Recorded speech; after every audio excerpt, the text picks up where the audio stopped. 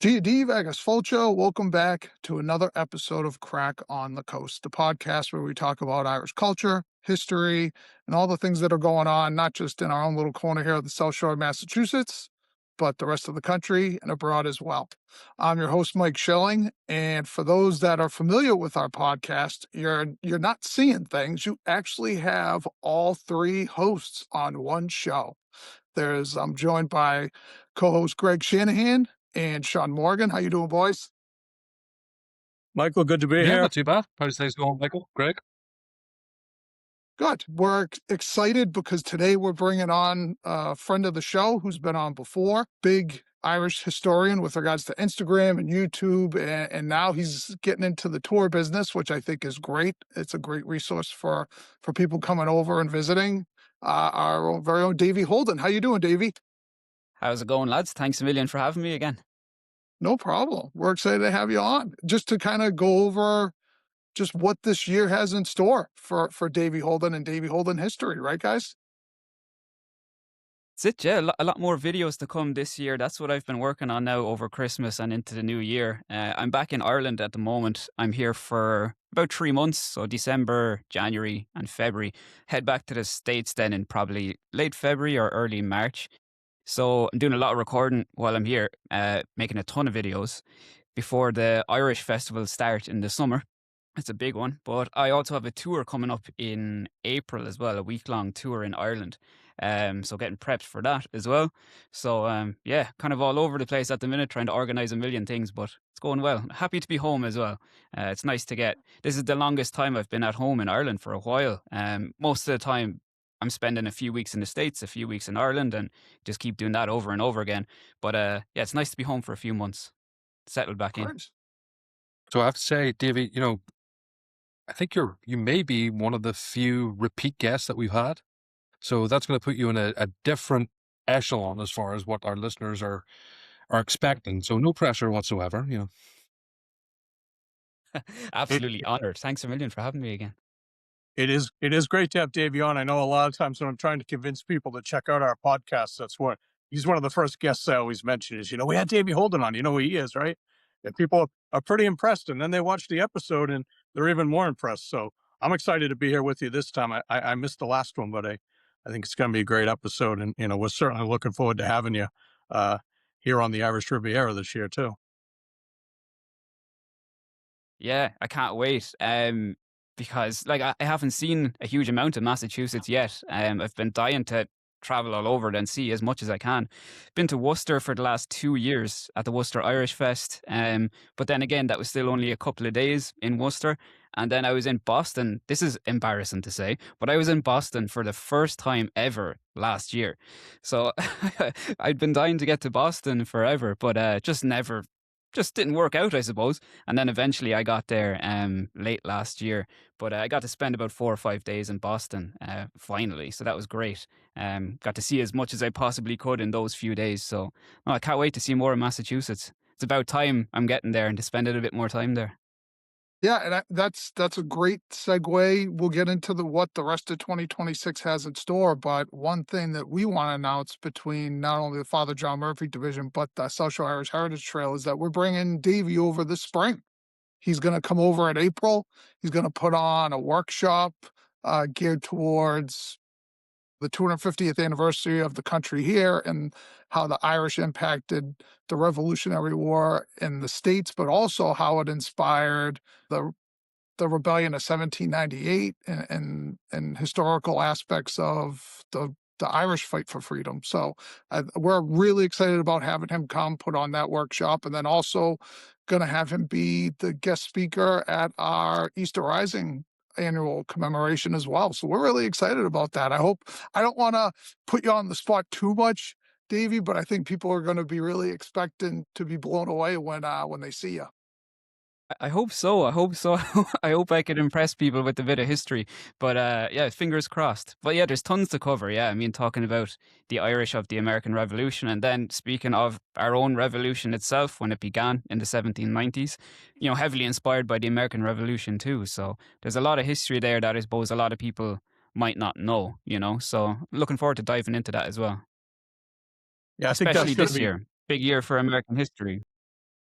it's going to be really interesting to have you here talking about these things in the cradle of the American Revolution with your expertise of the Irish Revolution. I think there's endless discussions, and that's something I'm looking forward to delving into, especially when we get out and visit the city of Boston. You'll be able to really see a lot of the places where it actually began, and I think I think you're going to enjoy it. And I'd say, David, Yeah. you're definitely you've done your homework on everything as far as American Revolution and it goes across. I'm excited to see your take on it and hear your take on things because definitely the work you do, it brings history to life. So your take on, the American Revolution and then linking it back to Ireland. Looking forward to that. I'm looking forward to it myself, yeah, because I'll learn a lot myself, when I'm over there. When you can actually see these areas firsthand and see them in real life, because that's been a massive part of teaching Irish history here in Ireland is actually showing people not just telling the story, but showing where it took place as well. That's a massive part of it, because it's you can connect to a lot better when you can actually see it with your own eyes. Because people have grown up in these areas and might have walked through these areas or driven through these areas a million times, but it's nice to connect the actual area to the story as well. I mean, It's I will funny. say that is definitely true. Someone who grew up in the Boston area, you know, you see it through the lens of a local versus seeing it through the lens of someone that's visiting here for the historical aspect of the city with regards to our country's history. But when you're a local, you don't think about it that way a lot of the time. You don't realize how lucky you are to have such a close proximity to major moments that occurred in your country's history, being here in Boston, or if you lived in DC or New York or Virginia, you don't wrap your head around that until probably when you get a little bit older. 100%. And it's the same thing here in Ireland. You can walk past these places every single day of your life. But like even for me, I'm living in Kilkenny all my life, bar 8 months that I lived in New York. Um, but I'm still learning new things about Kilkenny, like, where I live and where I've lived all my life. So you can never know everything. But no, it is great like to bring all these stories to life because I'm a big reader and I absolutely love history books. I've actually about a million of them behind me here. But even for me, it's great to see all these places too, traveling around Ireland. And as I said, a lot of this stuff I'm learning is in Kilkenny, it's in my locality, but it's great to be able to travel around the country and see these actual places, and kind of bring the history back to life a little bit. Sure. And you're So not just going to be doing that for yourself now and through video. You got your tour that you were putting on Instagram. You're almost full. So that's going to be exciting. Yeah, just about full. Yeah, and I can't wait. This is something I've been wanting to do for years, to do a week long tour of the country. And I'm going to be doing many more, please God. So this is my first year doing it. I've done plenty of tours in Ireland before, but it was always just day tours. I'd never done anything like a week long or anything like that. So yeah, I'm really looking forward to this one. And we're getting to see a bit of everything as well. I tried to vary the history and not just lock in on one period or anything like that. That's something I'd love to do in the future, to just lock in on one specific period and do a week long tour of it. But that's not for everybody. So it's better to have a bit of variety. So yeah, it'll be nice. We're going to do see a little bit of everywhere. We're going to see Dublin, the capital. Then after a day, we're just going to get out into the countryside, down to the southeast, then into the Midlands, out to the west of Ireland, see the Aran Islands as well. So it's a nice mix of different Irish history and different Irish culture as well. So I can't wait, yeah. And long may it last, I hope. Davey, have you bought yourself one of the headset microphones and the wee flags that you can wave around so nobody loses you in a crowd? It's not a bad idea, to be honest with you, because I'm fairly small as well. I'm only 5'6", so I'm easy to lose. So I might bring around an old tricolor. Just when you're down no, Grafton, or going down O'Connell, so they don't miss you. Davey, I don't want to put any pressure on you, but So, here in Boston, the tour guides actually dress up in colonial garb. with a 3-point hat and everything like that. I don't know if you want to get something like that. I'm sure you could pick that up while you're over here. Yeah, yeah. That's a big thing here as well, I suppose. I've seen people doing it. I might get myself a flying column outfit or something like that. There you go. So, exactly how long is the tour gonna run for? Is it exactly a week or is it 10 days? It's exactly a week, yeah. So the 12th to the 19th of August, or of April, excuse me. Oh, yeah.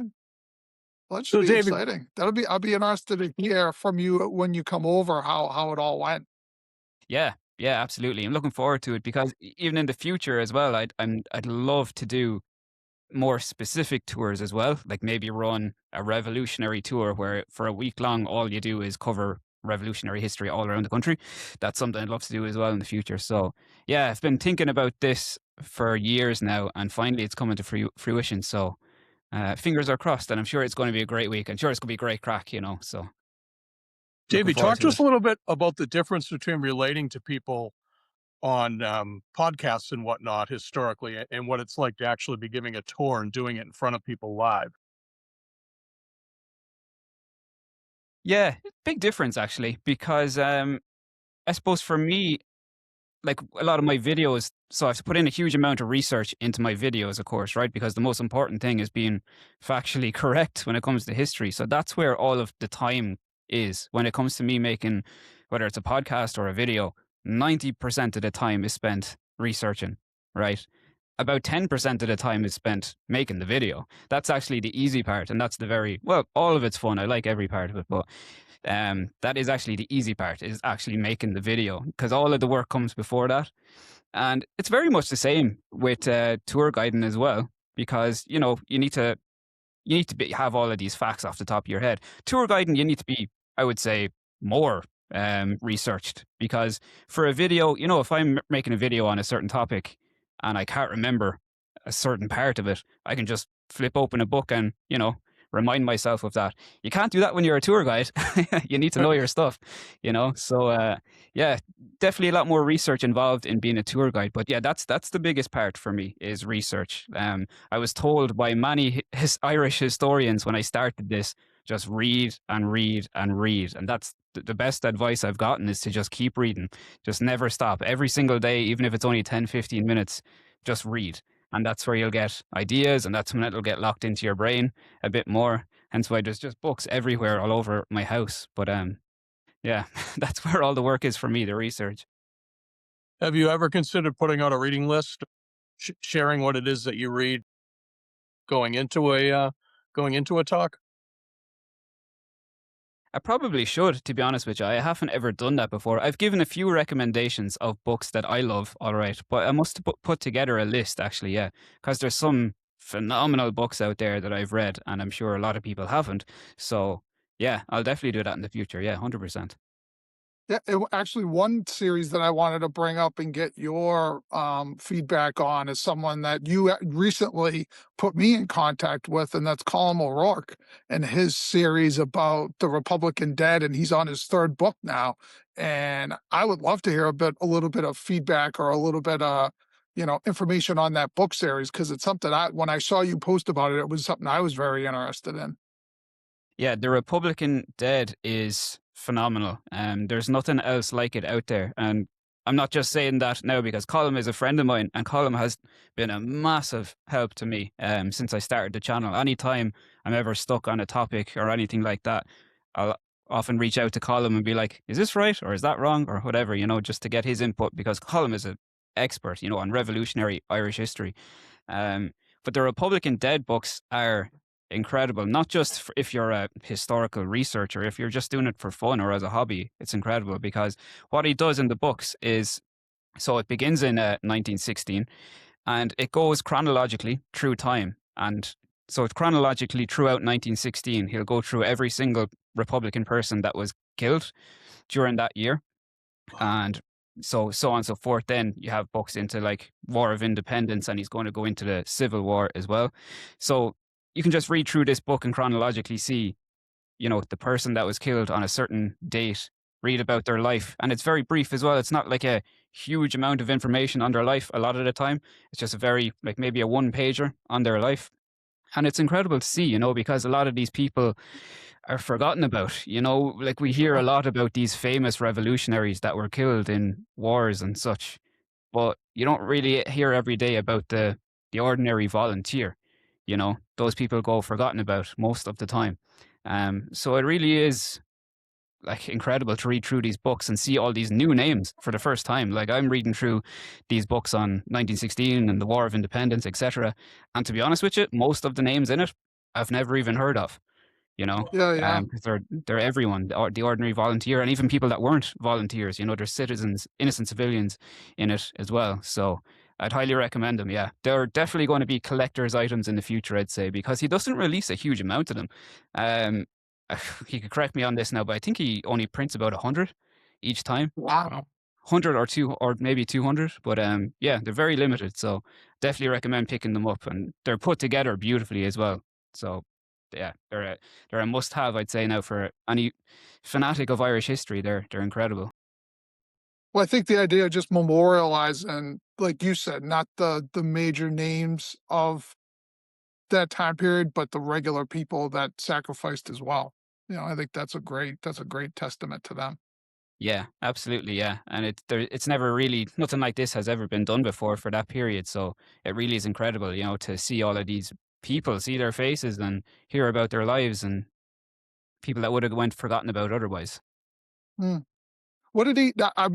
I plan on having a conversation with him as well. I'm intrigued to see like his process of getting all those names and the resources. I know we did have one show where we had one of the gentlemen that runs the National Graves Association, and I know that's huge for them is being able to target those people that might not be well known or they might not have a proper gravestone, and they come in and they rectify that. I wonder if they've hooked up and kind of gone through their resources to help him out.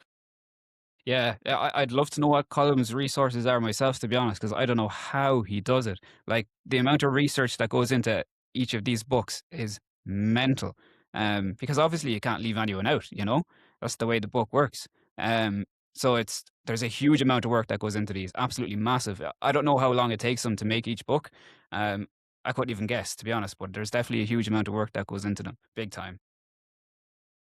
There's so much out there too, literature wise, that just when you feel like you made a dent in things, you hear about a series like this or a new author or an old author, and you go, I haven't read anything.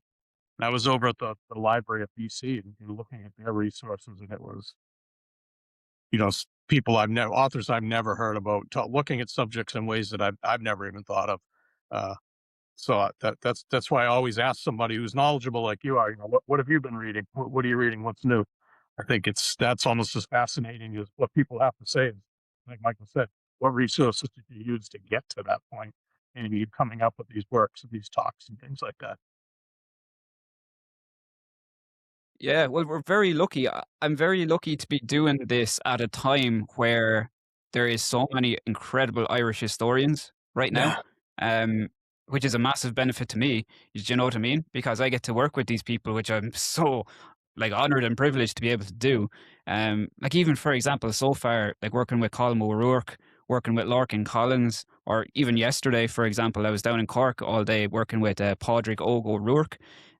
Just absolutely unbelievable historians. Uh, Padraig Og O'Rourke I was reading one of his books most recently. It's a book called The Disappeared, and talking about a niche topic, this is unbelievable. So The Disappeared is a book that Padraig wrote about all of the people in Ireland that were disappeared between 1798 and 1998.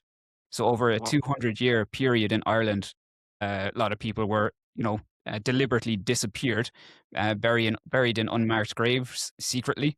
And Padraig has went out and covered as many as he could uh, people that were disappeared. And during his research, he actually ended up finding some bodies and exhuming them and giving them a proper burial and whatnot.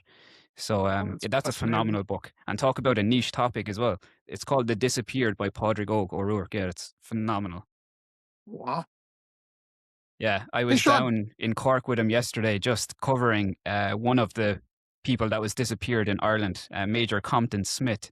So he was a fairly high-ranking British officer during the Irish War of Independence, and he was disappeared in 1921 down in, oh, you'll see the video when it comes out. I'm talking about in the middle of nowhere. I couldn't even describe it to you. It's up in the hills of North Cork, just on old farmland. So he was buried there in 1921, exhumed in 1926, if I'm not mistaken. But there's hundreds of people around Ireland that happened to, within a 200-year period.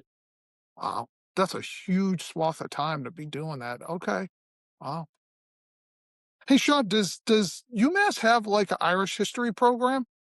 Not a full like program. Like it'll pop up. It all depends on the professor. The Amherst campus will have a program. They have a center out there. Maybe you should kidnap Davy when he comes over and you could start a program. I think maybe we might. It's not a bad idea. Like, Davey, we could talk about J1 visas afterwards, and we'll see what we can make work. Yeah. I saw on your recent, you talk about books. I saw on your recent Instagram post that you're delving into the famine, the hunger right now. So that's got to be something a little bit different compared to what you've been covering over the last year or two. Yeah, I just kind of had the realization over Christmas that I haven't really made many videos on the Great Hunger, which is kind of nuts because, if the average person thinks of Irish history, what are you thinking about? Like for a lot of people, their brain will go there immediately, right? It's one of the biggest or most significant eras in our history. And I never really covered it. I've mentioned it in hundreds of videos, but just as a bypassing kind of topic. But I've never actually dived into it properly in videos. So I'm going to jump into that a little bit more often from here on out because, it's such a huge topic, especially for not just people in Ireland, people all over the world, especially in the States and Canada, the UK, Australia. So I want to dive into that more. And it's just one of those things, like I'm always trying to think of what video to do next. And then every so often I'll come to the realization that, oh yeah, I haven't covered this huge topic that's really obvious, So yeah, that's something I'm going to dive into soon. I'm after getting a couple of new books on the Great Hunger. One of them is an encyclopedia type book. It's absolutely massive. It might take me the next 6 months to read it, I'd say. But yeah, that's going to be coming in the near future, definitely. That'll be a Yeah, big it's one, funny and because I'll be interested to see what type of tours you put together of that. Not only at home in Ireland, but with the emigrant population that pops out of that. You see Davy Holden in Australia, Davy in Argentina. Where did just following the roots of where everyone went? well, Yeah, I was just gonna Absolutely. That say, is a good idea. a lot of the history that we run into in our background and when we're doing our events and things here, a lot of it is hunger related because of the impact, obviously, that era had on our own country and throughout the world, just with the mass immigration that went on then. So yeah. Yeah, no, it's an important one for me to cover because, like, I don't know how many hundreds of videos I've mentioned the Great Hunger. As I'm telling another story where that's connected to it, but I haven't done a deep dive on the channel on the Great Hunger. So, yeah, I'm going to be doing that definitely in the near future. But that's it. very Yeah, there's cool. just so many topics to cover. Like, there's so much in Irish history. This is a good thing, by the way, I suppose. But like, I'll never run out of video ideas because of it. But there are so many different aspects of Irish history that it's so hard to cover everything. There's so many things I want to do, but yet they're just put on the back burner, I suppose, for a couple of months, and then a couple of months becomes a year, and then a year becomes 2 years, and that kind of thing. But yeah, there's so much I want to do. But this year, I definitely want to jump more into the Great Hunger, and I want to get up to the north more. I got up to the north a couple of times last year, but not as much as I wanted to. So I'll definitely be going up there more often as well. Um, yeah, that's the plan now for videos. It's nice to, like, in a way, I'm trying to. I don't mean get away from revolutionary history at all. The foundation of the channel will always be revolutionary history, but I am looking for other topics that are non-revolutionary as well, just to kind of have something fresh on the channel. And I've been thinking about this over the last few days, and I was given an idea by a friend of mine as well to cover a story in Belfast of the DeLorean, for example. So a lot of people know the DeLorean from the Back to the Future movies. Well, those cars were made in Belfast. You know, I'm sure most people don't know that. So like even certain little like weird topics like that as well to kind of, you know, bring something fresh to the channel just so it's not Sean, all was that revolutionary. your first car? You know what? We're still kind of touchy about the DeLoreans. John DeLorean screwed over so many workers in Belfast. So Yeah. many. I mean, that was that. Like, I mean, obviously, Davey, you'll go into this in detail, but the DeLorean was seen as, all right, we're going to build this car in Belfast, and it was, you know, the first big construction post Harland and Wolff building, you know, the Titanic, etc. Like, this was a big topic, and then all of a sudden, gone because he just had to go for that Colombian nose candy and couldn't keep himself clean. Oh, so Davey, if you want an opinion of someone who was on the ground, there you go. Yeah, yeah. I might bring you in, Sean, for an interview.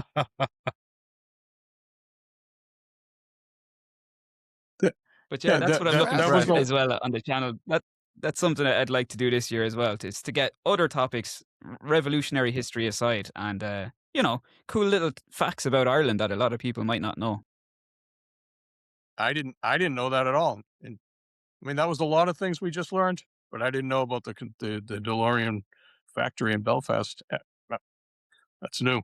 The rest of No, it's new I too, didn't know Chuck. that until I saw the Instagram post. Yeah, And oh, that's funny. So is that so like so? I guess the question I would have is how far out in advance. And I'm sure we had this conversation the first time we had you on, but how far out in advance are you scheduling, or at least like putting pencil to paper and planning out videos now? Not far in advance, to be honest with you. As soon as I have ideas, they all go into my phone, and I just try and knock them out when I can. But I don't plan that far in advance. Like right now, to be honest, I only have about 2 weeks worth of videos planned, which is Oh wow, only about 5, 6 videos. So I don't plan out very far, to be honest. Like this week now, I was down with in Cork, so I have a few videos coming from Cork with Padraig O'Rourke. Next week, I'm going to Donegal to cover the Derry Bay evictions and the Battle of Beleek and Pettigo. And then that's kind of all I've planned for now. I have this week, next week sorted, and then I need to get on the following week ASAP, but I don't have that planned yet. So, no, video wise, I would like to be planned out far in advance, but the hardest part, I suppose, a lot of time is coming up with ideas. And once the idea is there, it's easy. It's just research and building the wow. story and whatnot. But yeah, ideas is is where a lot of the hardest part about it is, I suppose, trying to get those creative juices flowing. Sure. Well, I'm sure after Greg's done giving you a tour when you come over in April, you'll have all kinds of ideas. Yeah, we, yeah. Well, April is going to be absolutely brilliant. Yeah, April is sorted for me now, so I'll have tons of videos coming in April. I don't need to think about that one. That one's done. Yeah, so I'm looking forward to that as well because I love making videos like Irish history videos in the States. It's so much fun. there's 35 Stuff. locations on the South Shore Irish Heritage Trail, and one that's brand new. And Michael Schilling was the man behind that, all the way down in Plymouth, which was the oldest town in Massachusetts. Now has its own memorial to a whole neighborhood in Plymouth that was the landing site for the majority of the Irish, um, really post famine. And the neighborhood itself was simply referred to as Dublin for years. And Michael, through the Ancient Order of Hibernians and in partnership with us, put up a beautiful sign with a historic map and everything. But when you see it, I think you're going to find it fair. It's brand new, which is different in the world of history, but it's very, very impressive. So I mean, I think that's going to be the very first stop on the tour. But we might not hit all 35 of them, but we're gonna hit a lot of them, and that doesn't even count the spots in Boston we're going to need to see. I think it's going to be equally, even things that I've been to so many times. I'm really excited to see what your reaction is, and hear your thoughts on it, because it's going to be all new. Um, but you're going to get a good tour of Irish America down here on the Irish Riviera. I guarantee it. Brilliant, yeah. I can't wait. The channel has been lacking a bit of Irish history in the States recently, so it'd be great to get it back on the channel again. And You'll appreciate this story, Davy. So when we found out about the neighborhood and we put together the plan for the heritage marker and the map, we went to the local historical commission. And me and another brother Hibernian, we gave a whole presentation. We told them about what we were doing. And the first thing they said was, we're so glad you're here not to talk about pilgrims. That's the first thing they said. And then the second thing that they asked was, have you been able to confirm what you're proposing? And in the very back of the room, a hand raises, and it's a woman that we've come to become really great friends with. Her name is Ginny Davis. And she raises her hand and she says, I can attest to that because my grandmother, Ginny's gonna be like, got in her 70s, maybe all close to 80 now. And she said, I can attest to the neighborhood because my grandmother was born on, ironically, Emerald Street, which is in this neighborhood. And she spoke about the Dublin neighborhood and calling it Dublin. And it gave us like an actual familial connection back to the area. From there, it just took off. It was an amazing coincidence that we could end up finding someone who actually had ties back to the neighborhood itself. So, Yeah, it's unbelievable. Yeah. So many of the early Irish immigrants there specifically were from Dublin. um, no, actually, I think a lot of them would have been from the west of Ireland. yeah, Um, because I know I'd have to look back. Because one thing that I will say is, and I've said this a million times to people, is that the town of Plymouth, given what it is, their historical record archives are amazing. We were awesome. able to go back and look at census records and see where the people came from, how many children they had, what their occupation was, and if they were from somewhere else in Ireland, it stated that in the census records. And it was really fascinating to run through that. And I spent a good probably a week going through their census records all the way back to, I mean, we're talking mid to late 1800s that a lot of this was, yeah. Mm. Yeah, So I would it I was would say that fascinating. the folks who gave it the nickname, the neighborhood nickname Dublin, were probably the locals, and that's probably the only city they knew in Ireland. They probably weren't calling it Dublin endearingly either back in those days. That was Yeah, still a lot of nativist strife against, a lot of the Irish immigrants and things like that. And one of the stories, and it's the people from that neighborhood used to get together to walk to mass together because the original inhabitants used to like to throw rocks at them on the way to mass. And the idea behind it is if they went as a group, you cut down on your chances of getting hit by a rock. And I think it was Ginny yeah. who told us that story. And Yeah, it was so yeah, Jenny it who was. told us that was a story that was, yeah, passed down from her grandmother. Yeah, So I mean, Wow, great. it's a nice history, but it's not always as idyllic as I think people would make it. Yeah, yeah. No, I'm looking forward to diving into the stories from around there. It's always great to go to Massachusetts, especially, to cover like the proper early and recent Irish immigration there. yeah. Well, there's definitely, There's there's no there's so So many shortage spots, of. and we, we're finding more of them all the time too. More nexus between Ireland and the United States, and you know the original immigrants and also Irish Americans. Just the impact that the Irish have had on our region it's amazing, and we could talk about it all day. But it's real, and it's important that we're telling this story too. For yeah, future generations because it's ongoing. It's history that's never going to end because it's still the population is so heavily Irish, and people who trace their ancestry to Ireland, whether it's recently or in the past, that we need to keep talking about it and talking about important topics like Angkor Timor and the immigration. Absolutely, yeah. And it's still, as you said, it's still ongoing as well. Like, because even when I was in Massachusetts last year and the year before, it's not hard to go hear an Irish accent, like, there's still a lot of Irish born people living there as well, like, so it's ongoing too. And I've spent probably more time in New York, I suppose, than Massachusetts. But again, same thing, you can nearly, if you Right. just want to be around people from Ireland, like born in Ireland even, like you can, it's Oh nuts. yeah. There's still a lot of Irish there today. So it's cool to see that as well. It's one thing I do love about like Massachusetts and New York specifically is that if you want, you can kind of feel like you're at home, like, at least you don't feel far from home. It's nice. So we did throw a thing out on Instagram asking if people had questions for you. And one of them that I thought was appropriate, and as well as I thought was a really interesting question, was from out in Worcester, Mike Vila, who's an author himself. Pints and Power is the name of the book.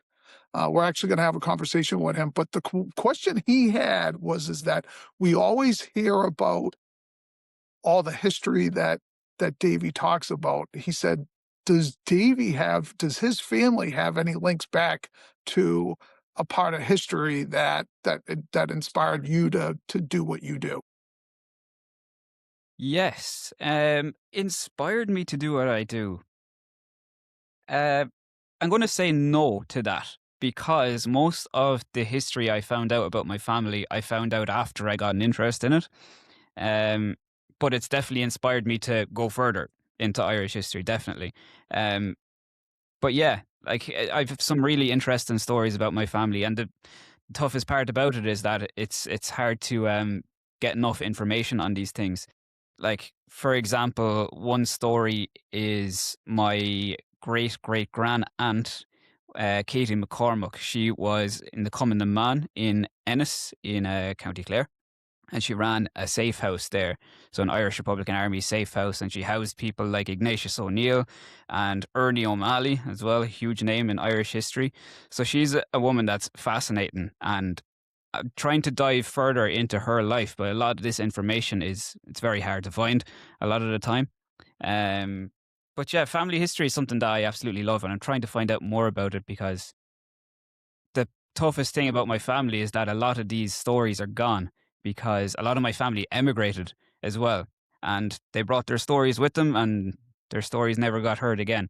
A lot of my family moved to Canada. Actually, they settled in Montreal in Canada. Wow. Yeah. So, funnily enough, most of my like recent family emigrated to the States. But if you go back into the early 20th century, I suppose a lot of my family went to Montreal. So they brought their stories with them, which is upsetting, and the stories never came back. But a great great grand uncle of mine as well fought in the Irish War of Independence. His name was Miles Keogh. My grand uncle, who is still alive to this day, he lives in the States. He went to visit my great great grand uncle in Montreal back in the 1960s. And he asked him, he was quizzing him on why did you leave Ireland? Because he left abruptly, left undercover, we'll say. He actually pretended he was a priest to go to Canada, and he lived the rest of his life in Montreal.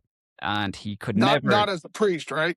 No, he worked as a maths teacher, funnily enough, but he went over as a priest and suddenly became a maths teacher.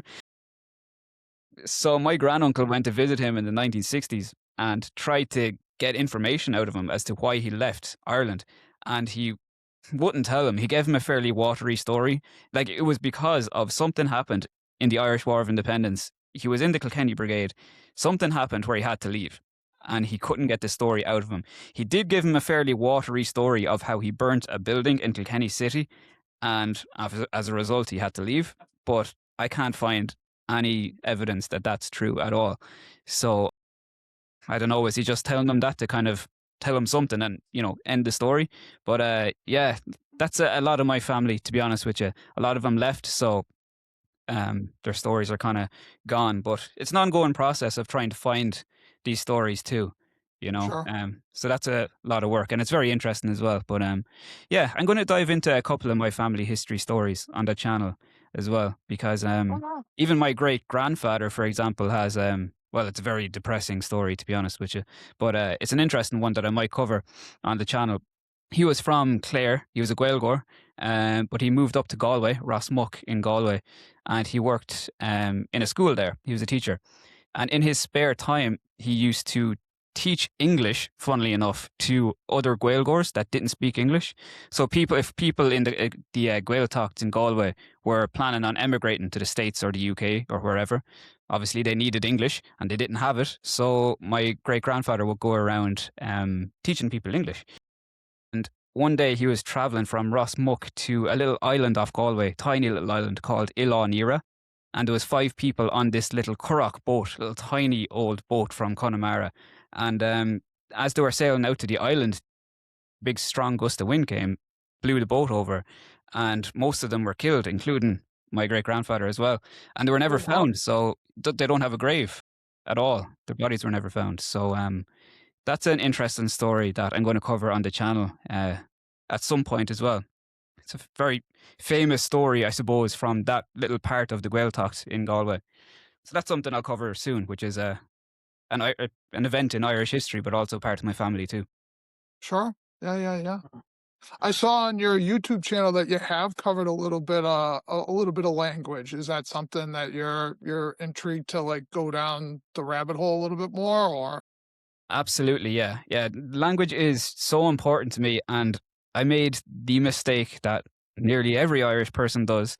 So we learn Irish in school here, 15 until you're 18, and then the vast majority of us, at least when I was in school, as soon as we hit 18 and finish school, you pack it in and you never speak Irish again. That's what the vast majority of people do. And that's what I did as well for a few years. So then a few years after school, I kind of realized what I had done. A lot of my friends are Gaelgors, you know. Some of my friends, they speak Irish better than they speak English, to be honest. And yeah, it just kind of hit me when I was hanging around with them. I said, oh, why did I drop Irish? You know, because I used to be a really strong Irish speaker. I couldn't say I was fluent, to be honest, but I was a very good speaker. And I lost so much. So that gave me the kind of kick up the behind that I needed and to get back practicing again. But yeah, I have absolutely no excuse to not be a fluent speaker because a lot of my friends are fluent speakers. So if I wanted to spend most of my days just speaking Irish, I could, you know. But I suppose I've put so much. I have a very addictive personality, so I kind of went so heavy on Irish history that I kind of disregarded a lot of other things, and the language was one of them. So now I'm trying to get back into, and I have been for the last few years, trying to get back into the Irish again and brush off the cobwebs. Yeah, because a language will, at least for me, it goes fast. You know, you do forget it very fast, but then you'll relearn it fast as well if you want to. So that's it. That's a good thing. But yeah, in the next few years now, I'm going to be putting more and more work into it again, try and get back to where I was. And maybe I've always had this idea at some point in the future. It's not going to happen in the next year or two, but I've always had this idea at the back of my mind of maybe moving to either Dingle or Connemara, just maybe even for 6 months, just to live there for 6 months. Like that would be such a massive benefit to anyone to just live there for 6 months, really throw yourself in the deep end in the Irish language. You come out of it a million times better of a speaker, you know, when you're around these people that Irish is their first language. So that's something I hope I do at some point in the future. It's been on the back of my mind for a long time. I just haven't really had the opportunity to do it. But at some point in the future, I'd say I'll probably do that. Maybe move to Dingle or Connemara for 6 months and just throw myself in and see how it goes. I was trying to remember what State Department was the speaker from at the Golden Bridges event that talked about that that Gaeltacht community that they were going to build. Yeah. You're putting me on. I'm putting you on the spot. Yeah. I can't remember either. Give me 30 seconds and I'll tell you. So talk But it was amongst yourselves. fascinating. I mean, it was fascinating, Davey, because they basically are talking about they're getting funding now, some from, the government, some from private funding, but their goal is to build out like a whole community up in Connemara somewhere where it would be total Gaeltacht and they would be able to bring people in and you'd be able to go there and be there for an extended period of time, which I thought was I spoke to the gentleman afterwards and I said, I think you could get people from here to go and do like a language immersion program, and they would love that type of experience. Absolutely, yeah, absolutely. It'd be class, you know? And Irish is just such a gorgeous language. And like a lot of my videos that I make on Irish are not necessarily teaching people how to speak Irish, but I love making videos on like how the Irish language has affected the way we live our lives today, even if you don't speak Irish. So like we speak a version of English called Hiberno English, you know, like so many words and phrases that we say come from the Irish language, whether we know it or not, you know, that we still say these things. And like place names in Ireland, you know, they're all anglicizations of the Irish language name. You know, most place names in Ireland, they're just made up words. They don't mean anything. It's the Irish language words that count, you know. There's so many interesting aspects of this, you know. And our surnames is another one. You know, again, most of our surnames are anglicizations of an old Irish name. So Uh, it's phenomenal. There's so much to learn about it, and I love the Hiberno English side of it because you know, like we don't really think about the way we speak, right? I mean, why would you? Until somebody says it to you, and then you kind of think about it. Like I don't know why I say that. Most of it comes from Irish, you know, which is so interesting. And like a I lot was of the people that are, you know, using these words and phrases might not even speak Irish, you know, but it's still part of our Hiberno English kind of way of speaking. It's great. uh, I was just reading the other day. You know how a lot of old timers will say so long instead of goodbye. Yeah, You know what that's from? yeah, Slán. yeah. They say it might come from Sloan. Yeah, So oh the yeah, that American makes sense. The English speakers thought they were saying they were saying Slán, and they thought they were saying so long. Which you think about, it doesn't make sense. yeah. Why would you say goodbye like that? So long. It does. That's where it comes from. Yeah, because it doesn't really make sense. Like so long doesn't really mean anything when you think about it. Like you know, and there's a lot of words like that. As in like the word galore. Like you know, if you have loads of something, um, Uh-huh. that comes from Irish as well. Like two words, galore, meaning plenty or enough, Yeah. and there's loads of different versions. Like the word smithereens as well comes from Irish. So if you broke a glass and it was in tiny little fragments in Irish, that would be smithereeny. Um, and again, smithereens just comes from that. There's loads of different versions of it. Yeah, I love it. It's absolutely brilliant. Oh, I'm gonna be chock full of trivia by the time this is over. I'm gonna tell that story about 10 times before the end of the weekend. I'll be So, passing on that information. David, here's the aspect. When you're here, we know Greg's going to be fanboying out so much. So we'll do regular check-ins. I'll make sure there's an air tag on you so that you don't disappear into a basement and you actually get from point A to point B. All right. We'll just have to make sure, hold up a newspaper every now and again with a day's date, for proof of life. Like you were saying about Irish history, and right now it's a great. I also feel like that's you could say the same thing for the language too, though. Whether it's because of social media or, I mean, everybody you talk to here. I mean, Sean and I had a conversation with our consul general, and she was on the show when we were on talking about Samhain and talking about Halloween, and it turned into a conversation about language. And even she was saying going into the new year, I'm challenging myself to work on my Irish and make my Irish better. And I feel like that's a regular topic of conversation, not just Irish Americans, but Irish that are over here as well. That everybody kind of has that in the back of their mind that they want to do that. Yeah, it's a huge topic and very common topic now in conversation, which is phenomenal because I said earlier that what the majority of people did. So after, you know, you're 18, you finish secondary school, the vast majority of people have just dropped the language and never spoke it again. That was when I was in school, which, you know, was a little while ago now. So I hope that's not the case anymore. And I think it's getting much better. And as you were saying, like people are so much more interested in the Irish language now, know, which is huge. And yeah, there's great people creating content on Irish history or the Irish language as well. Like Molly, for example, Molly is absolutely brilliant. Her channel is great. I actually have her course as well. It's very, very good. And it's becoming, speaking Irish has always been cool, but it kind of went out of fashion there for a while for some reason. But now it's definitely cool again as well. Definitely amongst, I was going to say amongst the younger generation, but it's not. It's kind of everyone, to be honest, really, right? I don't think Yeah. it's a teenager thing at all. Like it's kind of amongst everyone, every age. People are just getting more interest in it now, you know. And I suppose a lot of people, I think because of social media as well, a lot of people are just more aware of it as well, which is huge in itself.